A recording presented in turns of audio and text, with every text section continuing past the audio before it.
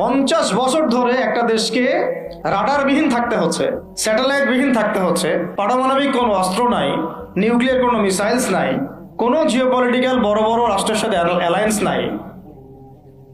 পক্ষান্তরে উল্টা কুফার, তাগুত, মুশরিকদের দাসত্বে আমাদেরকে নিয়ে গেছে।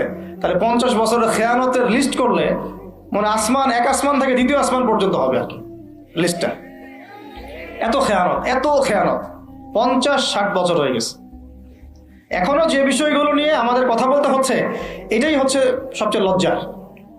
এই বিগত স্বাধীনতার 50 বছরে আমাদের এমন একটা জেনারেশন রেডিমেড পাওয়া উচিত ছিল, যাদের ঘরে ঘরে আলেম, ঘরে ঘরে হাফেজ।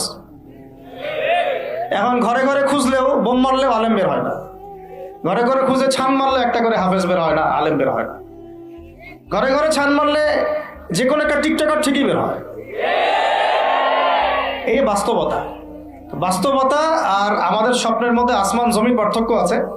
এগুলো হাসির কোনো বিষয় না, এটা হচ্ছে বাস্তবতা। মানে পুরা প্রাইমারি স্কুল থেকে শুরু করে প্রাইমারি স্কুলের শিক্ষক, প্রাইমারি স্কুলের টিচার এবং স্টুডেন্ট, হাই স্কুলের টিচার, অনার্সের স্টুডেন্ট, অনার্সের টিচার, মাস্টার্সের স্টুডেন্ট, মাস্টার্সের টিচার, তারপরে বিবিএ, এমবিএ, তারপরে আপনার প্রাইভেট ইউনিভার্সিটি ইত্যাদি ইত্যাদি, ইভেন বিসিএস সেক্টর, শিক্ষা কমিশন, এমপি, মন্ত্রী, পার্লামেন্ট, সবগুলোকে যদি একটা জায়গায় আপনি বসান, সবাইকে 15-16 কোটি মানুষকে একটা জায়গায় বসান, দেখবেন যে এদের 90% কোরআন তেলাওয়াতি করতে পারে না। 50 বছর হয়ে গেছে স্বাধীনতা। তাহলে কাদেরকে নিয়ে আপনি হিন্দুস্তানকে মোকাবেলা করতে চাচ্ছেন? কাদেরকে নিয়ে আপনি যে রামবাম, প্রগতিশীল এবং এই ইসকনকে মোকাবেলা করতে যাচ্ছেন? কাদেরকে নিয়ে? আবেগ দিয়ে তো হবে না। আর তাদের ব্যাপারটা তো এতই স্ট্রং, তারা তো এমনভাবে তাদের মানে আগ্রাসন লালন করছে যে ওরা যদি পারত এখন পুরো বাংলাদেশটাকে ওদের মানচিত্রভুক্ত করে ফেলতো। ষড়যন্ত্র কিন্তু এই পর্যন্ত, এটা আমরা বুঝি আর না বুঝি।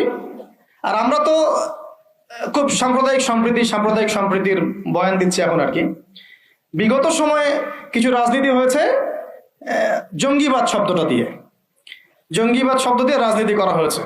এটা থাকুক আর না থাকুক, বায়বীয়ভাবে একটা প্রতিষ্ঠা করার চেষ্টা করা হয়েছে, এটা দিয়ে রাজনীতি করা হয়েছে। সবাই সবার স্বার্থে কথাটাকে ব্যবহার করেছে। আসলে এটা একটা বায়বীয় শব্দ ছিল, কোনো অস্তিত্ব নাই। এখন রাজনীতি করা হচ্ছে নতুন করে সংখ্যালঘু শব্দ দিয়ে। কি দিয়ে?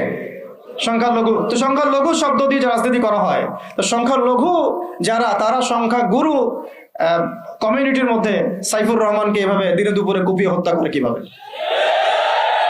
আমরা তো সংখ্যাগরিষ্ঠ, তো সংখ্যাগরিষ্ঠ মানুষের মধ্যে একজনকে সংখ্যালঘু একজন হত্যা করে কিভাবে? এর আগে ফরিদপুরে হয়েছে, আমরা তখনও সাম্প্রদায়িক সম্প্রীতির বলি আওড়াইলাম। চট্টগ্রামে হইল, এখনো সাম্প্রদায়িক সম্প্রীতির বলি আওড়াচ্ছি। ঠিক আছে? এবং আমাদের সবাইকে বোঝানো হচ্ছে যে সবাই শান্ত থাকেন, কেউ কোনো রকমের টু শব্দ করবেন। আচ্ছা, করলাম না, টু শব্দ করলাম না, শান্ত থাকলাম, ধৈর্য ধরলাম, ঠিক আছে। এরপরও যদি আরো 10 জনকে মারা হয় তখন আপনি আমাকে গ্যারান্টি দেন যে মারা হবে না। আপনারা আমাদেরকে গ্যারান্টি দেন যে মারা হবে না।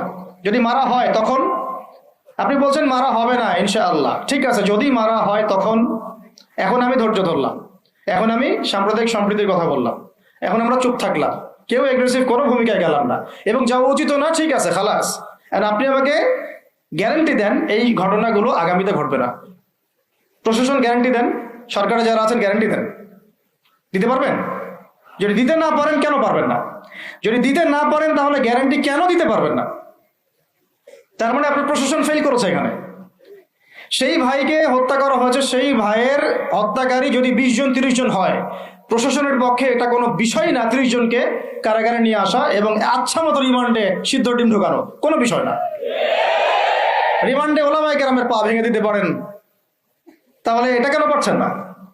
তাহলে আপনারা আসলে আমাদেরকে কানাকে মক্কা দেখাচ্ছেন। এই তো। এখন যদি গ্যারান্টি না দিতে পারেন, তার মানে এই সমস্যাটা থাকতে পারে। গ্যারান্টি না দিতে পারার অর্থই হচ্ছে আপনি নিজেই ভয় পাচ্ছেন, নিজেই আপনি শিওর না যে সমস্যাটা আসবে কিনা। কারণ আপনি জানেন যে আমি সমস্যাটাকে ডিল করতে পারি না, আসতেও পারে, এই জন্য আমি গ্যারান্টি দিতে পারছি না। আমাদের উপদেষ্টাদেরকে বলেন গ্যারান্টি দিতে যে এরকম ঘটনা আগামীতে আর কখনো ঘটবে না।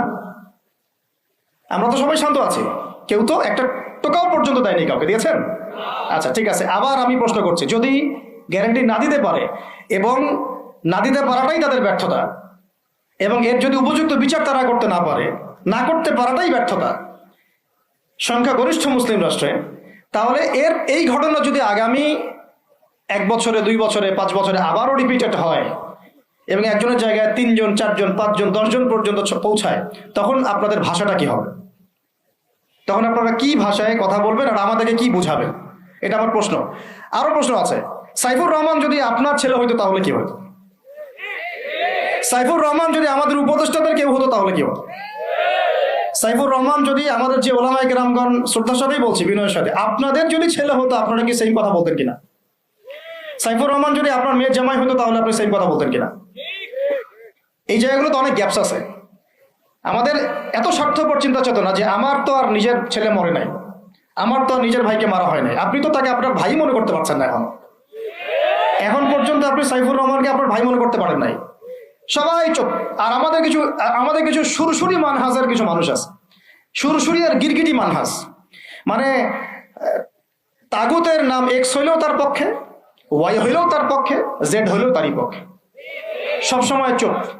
একদম সুরসুরি মার্কা ঠান্ডা ঠান্ডা মানহাজ মানুষকে দেওয়া হয় এবং তারা একটু জনপ্রিয়, এই কারণে জনগণও চুপ হয়ে যায়। তাদের একটা স্ট্যাটাস দেখে মানুষ চুপ। হ্যাঁ, আমার তো আকাবির, আমার তো অমুক, আমার স্কলার এই বলছে, আমার শায়েক এই বলছে, বাস আমি চুপ। আপনি তো নিজের চিন্তাটাকে বিক্রি করে দিয়েছেন মানুষের কাছে, নিজের চিন্তাটাকে আপনি বিক্রি করে দিয়েছেন। তো একজন সেলিব্রিটি স্কলার এসে একটা স্ট্যাটাস দিল যে সবাই শান্ত থাকেন, কেউ কোনো কথা বলবেন না। কেন কথা বলবো না আমি?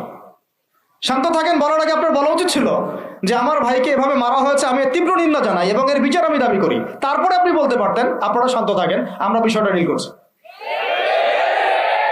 এই যে ব্রেন ওয়াশ, এই যে আমাদের একটা জজবাকে এভাবে দমন করে দেওয়া হচ্ছে, এর ফলাফল কিন্তু আপনাদেরকে ভোগ করতে হবে। আচ্ছা ঠিক আছে, 10 জন মারা হলো, চুপ করে থাকেন, ভালো কথা। আরো 100 জন মারা হলে তখনই কি চুপ করে থাকবেন? যদি একটা জেলার উপর আক্রমণ হয় তখনই কি চুপ করে থাকবেন? আপনারা শয়তান থেকে পালাতে চাচ্ছেন, কিন্তু শয়তান তো আপনাকে ছাড়বে না। আপনি কিছু বলেন আর নাই বলেন, আমি বলছি না এখনই বলেন, আমি বলছি আপনি এই হত্যার উপযুক্ত বিচার আমাদের সামনে নিশ্চিত করেন। জাতির সামনে এই 20-30 জন লোককে হাজির করে প্রকাশ্যে ফাঁসি দিয়ে দেখান যে হ্যাঁ আমরা সাইফুর রহমানের পক্ষে আছি। কিছুই করতে পারেন নাই পর্যন্ত, আপনারা কিছুই করতে পারেন নাই। ফরিদপুরের ঘটনা কিছু করতে পারেন নাই। এরকম ঘটনা বিচ্ছিন্ন না, এরকম ঘটনা বাংলাদেশের লাস্ট 5 বছরে এবং বিগত 15 বছরে অনেকগুলো হয়েছে। কিছু ঘটনা আমরা জেনেছি, কিছু ঘটনা আমরা জানি না, বেশিরভাগই আমরা জানি না।